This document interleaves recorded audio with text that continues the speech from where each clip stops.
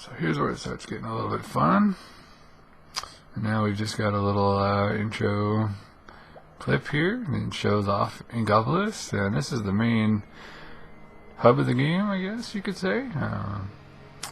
You've got some weapon shops on the left there, and gear shops, and you'll meet other players from Weavers.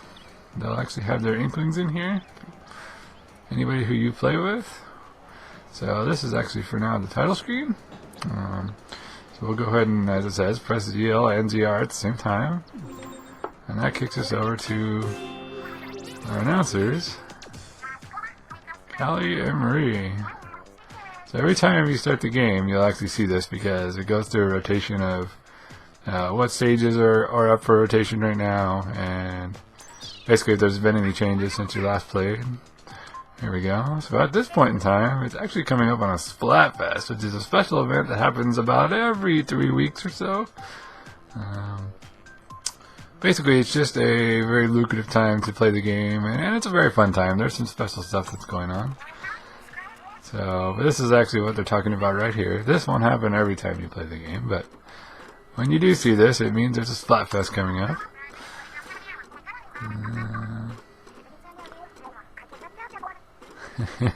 So each time a Splatfest has a different theme to it. And they'll usually announce it a couple days before the Splatfest starts, usually earlier that week.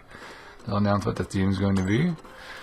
So Splatoon's been out for about 11 months at this point. It's almost a year old, but it's still a game that I just keep coming back to no matter what. It's still probably my favorite game on the Wii U. It just somehow never seems to get boring or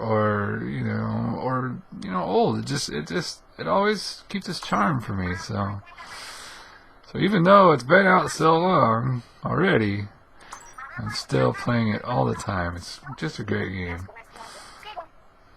So here they're gonna reveal this. Oh yeah, okay. So it's a it's a SpongeBob SquarePants actually themed one right here. So that's kind of unusual. Usually they don't pick like a sponsored thing like this. They had one before. It was a Transformers themed one, and that was pretty cool too. But usually it's just a more general thing, like, what do you prefer? One of them in the past was, cats versus dogs, or, they usually just pick something like that, where it's like whether you like winter or summer better, or, And the goal basically of Splatfest is just, you pick a side, and then you face off against players from the other side, and basically it's just whoever ended up winning more games and whoever was more popular. Like they'll give you points based on what side was picked more, and then the major points are based on how many wins your side had versus how many wins the other team's side had. So no matter what, you get a prize. You get a little bit of a reward. All you have to do is vote for a side, and even if you don't play in the Splatfest at all, as long as you voted, then you'll get at least a little bit of a reward. But it's based on, number of games you play, basically, during Splatfest. And the more you play, the higher your Splatfest rank will end up being. And the higher your rank, the more, opportunity you have for a larger reward. So definitely recommend anybody check it out when Splatfest does roll around. So here we've got our stage rotation. So what they'll do is regular battle mode first. So R1 Mall and the Museum del Foncino are the two stages that are on rotation right now for regular battle. And then there's a separate mode called Ranked Battle Stages, and it has its own separate 2 stages that'll be on rotation. So it looks like we've got Hammerhead Bridge, and the other one is Piranha Pit. Alright, so those are what we have on rotation right now. And the rotation is usually about every 4 hours or so. And it'll switch out and pick 2 other random stages for each mode. So, looks like there's some more news here. Aha, Great Zappos is gone. Inkopolis Great Zappos has vanished? Wait, seriously? So this is actually part of the single player mode that they're talking about here.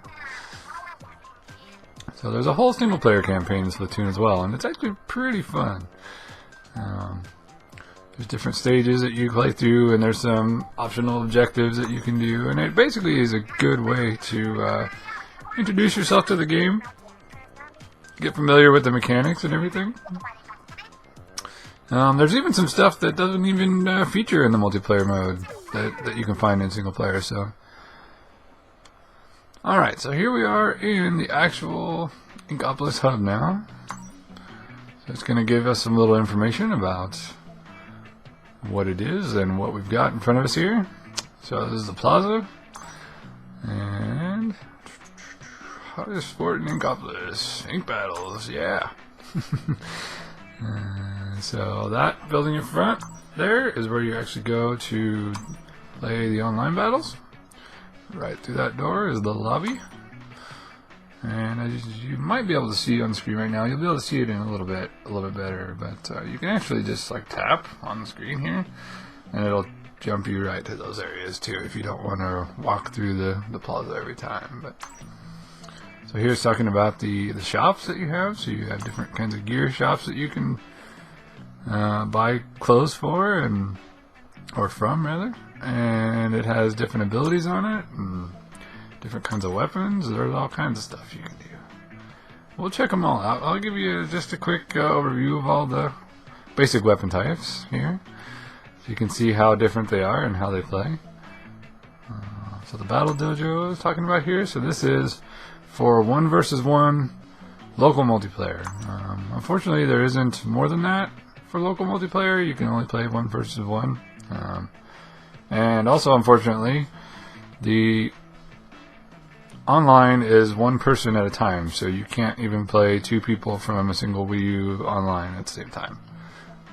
It's rather unfortunate that that's the case, but you know, it's not that big of a deal. It's just passing the controller around to any friends you happen to be playing with at the time. But it would have been nice if they would have included some kind of, you know, mode that you can play online, maybe with 2 people from 1 console. But maybe, you know, maybe next time.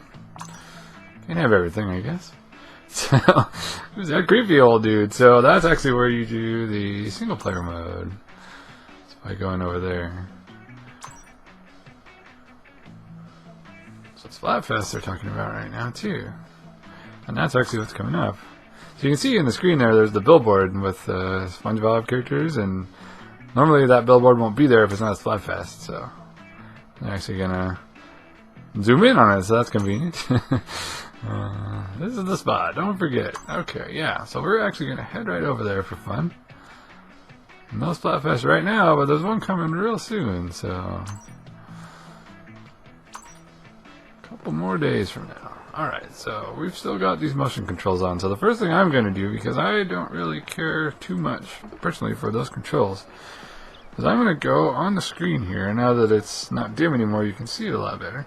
And I'm actually going to tap options on the bottom here, and then you see we've got a bunch of things up here. Camera sensitivity, you can play around with it, the X-axis and Y-axis when you're using motion control. So I'm actually going to set the motion control toggle here to off, and now the Y-axis ends up being able to be changed. So now, instead of just being able to move the camera left and right, you can actually move it up and down as well. So now it's a more traditional control scheme that I am more used to, more comfortable with. So personally, I mean, you can, you have the option to play either way. So you know, it's there. You can do as you prefer. So which is really nice, because this is more what I'm used to, so I won't be so random and jumpy with the camera now that the tutorial is over. So you can't actually change it in the tutorial itself. You have to get past that first. But then once you're past that, you can change it in here. So there's also this really neat option here called color lock. So what that is maybe you prefer like 2 separate colors, 2 particular colors. So when you're playing in a battle, it'll just usually pick random colors. Like your team gets 1, the other team gets 1, and they're randomly chosen to be a good contrast to each other, so that you can, you know, see them, tell them apart pretty easily. So like you can see here, for the Splatfest, it's going to be yellow on one side and pink on the other. So we'll actually go ahead and vote for that right now. Just while we're talking, we'll go with Patrick, just for fun. Pick a side, join this team, you can't change it later. So yes, where do you want to join it? So you join the team, enjoy your Splatfest tee. But you gotta return it after the fest. So each time you get a Splatfest t-shirt that you can use for the duration of the Splatfest, and you can use it before the Splatfest too. So I could use it right now if I wanted, but anyway, yeah. So the color lock mode.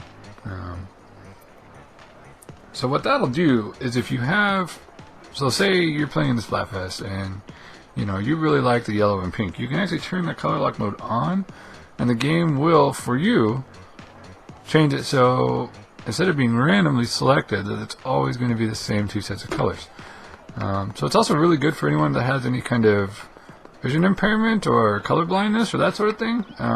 If they have any trouble, distinguishing between certain types of colors, you can pick ones that you can tell apart and then turn on that color lock mode when you've got ones that you say, okay, I can totally see this and I can tell that it's, different from the other teams and there's no problem seeing it. Then you can actually turn that color lock on and it will keep those colors for all your future matches. So it's really kind of a neat feature there.